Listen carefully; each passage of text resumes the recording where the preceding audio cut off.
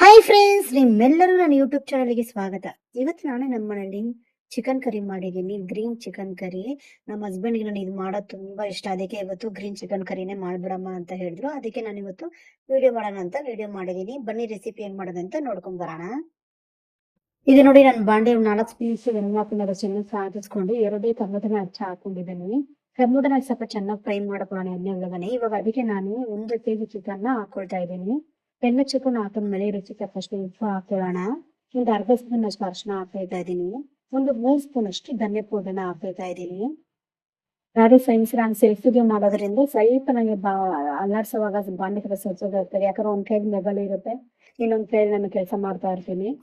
ಸರಿ ಫ್ರೆಂಡ್ಸ್, ಈಗ ಮಸಾಲೆ ನೋಡ್ಕೊಳ್ಳೋಣ. ಒಂದು 3 ಈರುಳ್ಳಿನ ಚೆನ್ನಾಗಿ ಫ್ರೈ ಮಾಡಿ ತಗೊಂಡಿದ್ದೀನಿ. ಚಕ್ಕೆ, ಲವಂಗ, ಶುಂಠಿ, ಬೆಳ್ಳುಳ್ಳಿ, ಒಂದು 10 ಹಸಿಮೆಣಸಿನಕಾಯಿ ತಗೊಂಡಿದ್ದೀನಿ. ನೋಡಿ, ಅರ್ಧ ಕಟ್ಟಷ್ಟು ಕೊತ್ತಂಬರಿ, ಇನ್ನು ಅರ್ಧ ಕಪ್ಪಷ್ಟು ಪುದೀನ ತಗೊಂಡಿದ್ದೀನಿ. ಇವಾಗ ಇದೆಲ್ಲ ಮಸಾಲೆನ ನಾವು ಚೆನ್ನಾಗಿ ರುಬ್ಕೊಳ್ಳೋಣ. ಈರುಳ್ಳಿ ಮಾತ್ರ ಫ್ರೈ ಮಾಡೋದ್ ಮರಿಬೇಡಿ. ಚೆನ್ನಾಗಿ ಫ್ರೈ ಮಾಡ್ಕೊಂಡ್ರೆ ನಾವು ರುಬ್ಕೊಬೇಕು. ಆಗ ಟೇಸ್ಟ್ ತುಂಬಾ ಚೆನ್ನಾಗಿ ಬರುತ್ತೆ. ನೋಡಿ ಎಷ್ಟು ಚೆನ್ನಾಗಿ ನಾನು ಪೇಸ್ಟ್ ಮಾಡ್ಕೊಂಡಿದ್ದೀನಿ. ಇವಾಗ ಚಿಕನ್ ಅಲ್ಲಿ ಚೆನ್ನಾಗಿ ನೀರು ಇಂಗೋ ತರ ನಾನು ಚೆನ್ನಾಗಿ ಫ್ರೈ ಮಾಡ್ಕೊಂಡಿದ್ದೀನಿ, ಎಣ್ಣೆ ಬರೋವರೆಗೂ. ಆಮೇಲೆ ನೀರು ಇಂಗಿದ್ಮೇಲೆ ನಾವು ಮಸಾಲೆ ಹಾಕೊಳ್ಳೋಣ. ನೋಡಿ, ನಾನು ಈ ಮಸಾಲೆ ಹಾಕೊಂಡು ಒಂದ್ 5 ನಿಮಿಷ ನಾನು ಹೈ ಫ್ಲೇಮ್ ಇಟ್ಕೊಂಡು ಚೆನ್ನಾಗಿ ಫ್ರೈ ಮಾಡ್ಕೊಳ್ತಾ ಇದ್ದೀನಿ ಚಿಕನ್. ಇವಾಗ ಒಂದ್ 10 ನಿಮಿಷ ಆದ್ರೂ ಚೆನ್ನಾಗಿ ಫ್ರೈ ಮಾಡ್ಕೊಳ್ಳೋಣ. ನೋಡಿ, ಈ ರೀತಿ ಆಡಿಸ್ತಾನೆ ಇರಿ, ಯಾಕಂದ್ರೆ ಹೈ ಫ್ಲೇಮ್ ಇಟ್ಟಿರ್ತೀವಲ್ಲ. ಈಗ ನಾನು ಮಿಕ್ಸಿ ಜಾರ್ ತೊಳೆದ್ಬಿಟ್ಟು ಎಷ್ಟು ಬೇಕೋ ಅಷ್ಟೇ ನೀರ್ನ ನಾನು ಇವಾಗ ಹಾಕೊಳ್ತಾ ಇದ್ದೀನಿ.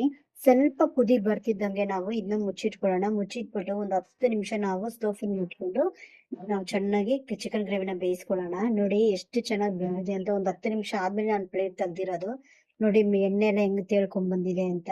ಫ್ರೆಂಡ್ಸ್, ನನ್ನ ರೆಸಿಪಿ ನಿಮ್ಗೆ ಇಷ್ಟ ಆಗಿದ್ರೆ ಶೇರ್ ಮಾಡಿ, ಕಮೆಂಟ್ ಮಾಡಿ. ನನ್ನ ಯೂಟ್ಯೂಬ್ ಚಾನಲ್ ಸಬ್ಸ್ಕ್ರೈಬ್ ಮಾಡೋದು ಮಾತ್ರ ಮರಿಬೇಡಿ.